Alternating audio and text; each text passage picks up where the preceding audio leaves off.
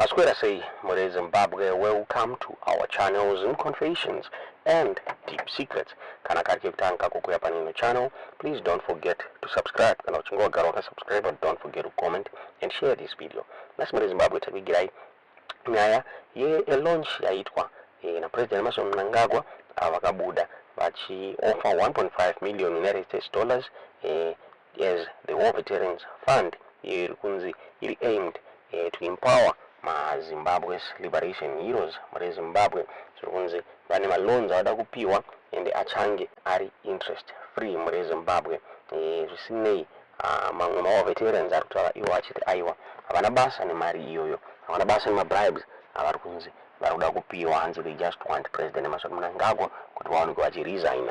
Mnangagwa vakaunza this initiative mushure mekunge vageza nevamwe vavo vakabuda vachitaura vachiti Mnangagwa should resign because of corruption muri Zimbabwe. Zvinzi vatadza kutonga nyika, vatadza kutungamirira nyika muri Zimbabwe.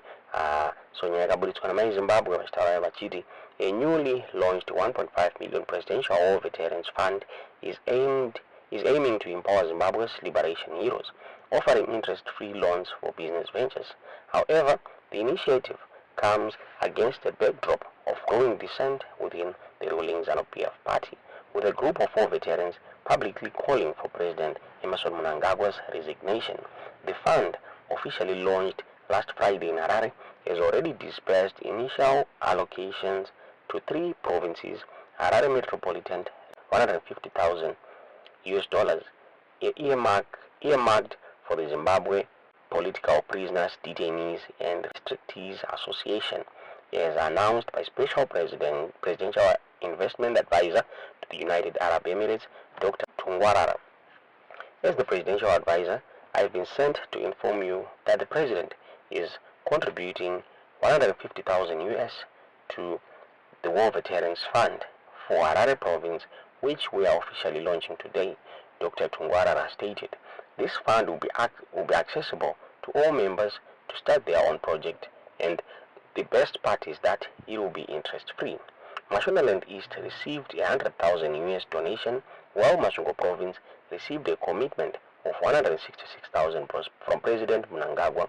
The overall fund, according to Tungwarara, will be reviewed and increased based on the payment diligence of beneficiaries, ensuring its long-term sustainability. The fund will be continuously reviewed and increased based on the honesty and diligence of beneficiaries in repaying the loans, so that others can also benefit, he explained.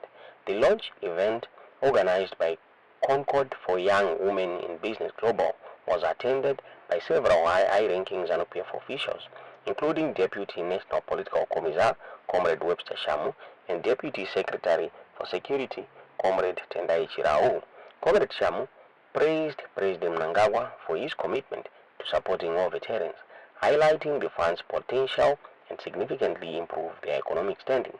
President of Concord for Young Women in Business Global, Comrade Afianyasha Musavengana, also commended the initiative, pledging to provide financial literacy training to ensure the effective use of loan funds. She further announced a separate $100,000 donation to ZIPPEDRA Women's Fund, enabling women to access funding without collateral. We want to thank Dr. Tungwarara for donating $100,000 to the ZIPPEDRA Women's Fund, although through His Excellency. This fund will enable women to access funding for their projects and business without collateral, she said. The fund's launch is intended to recognize the significant contributions of war veterans, ex-political prisoners, detainees, non-combatant cadets, and war collaborators to Zimbabwe's development.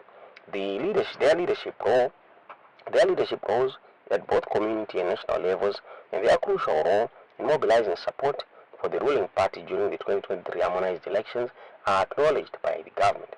However, this positive development is overshadowed by a significant challenge to President Mnangagwa's leadership. A group of ZANU-PF affiliated Liberation War veterans has publicly called for his immediate resignation, accusing him of nepotism, corruption, and economic mismanagement. At an online press conference, Blessed Runesugeza, a veteran and member of ZANU-PF Central Committee, directly addressed the president. "We are saying, as all veterans, enough is enough. We have shown that we have failed. It can't get any worse," he said in Shona.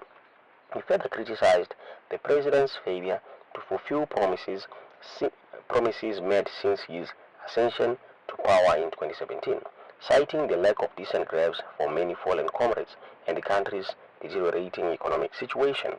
He also raised concerns about pervasive corruption and lack of accountability for those involved. Corruption has become a security threat because these people are being protected by Amazon. So, as war veterans, including masses, we are being asked, why did you give us this kind of person? We no longer like him, so we are pleading with you. Live peacefully. If you don't, people will use the constitution for you to go. ZANU-PF spokesperson Farai Marapira dismissed these calls, stating in an interview with Voice of America, "The party position is clear. The party position is given to clear channels. So, we cannot dignify rogue rantings by responding to them," Marapira said. "People who speak their mind out of the party, that's part of democracy. But the position is clear. We had a conference, and that is what we'll deal with. And that is what we work with. And anything else is just ranting." This statement follows a recent ZANU-PF press conference resolution endorsing Mnangagwa for a third term in 2028, contingent on constitutional amendment. Political analysts offer varying perspective on significance of the war veterans' call for Mnangagwa's resignation.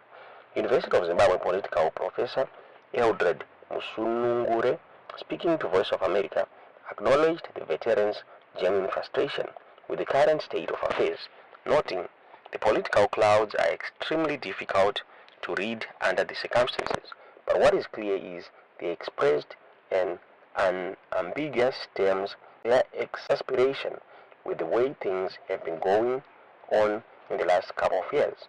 In the Second Republic, Musunungure said that is certain, but the outcome of what they're doing, what they're advocating for, that is, in my view, deeply uncertain. Harare-based independent political commentator Brighton Chipamadze highlighted the divisions within ZANU-PF, stating, "As Comrade Geza points out, there are certain individuals benefiting from Mnangagwa's rule. Call for an extension of Mnangagwa's term," Chipamadze said. Yet there is also a section of the ruling party which is against Mnangagwa extending his term of office. The situation is further complicated by Zimbabwe's 2030 constitution, which allows for the impeachment and the removal of president by parliament. President Mnangagwa, one of Africa's oldest heads of state, will be 86 years old in 2028. Ndomabulitira wakati wa nyaya iyi muri Zimbabwe, nyama Zimbabwe tinaziva kuti munena sei nyaya yetu zvezvamukufunga mu comment section.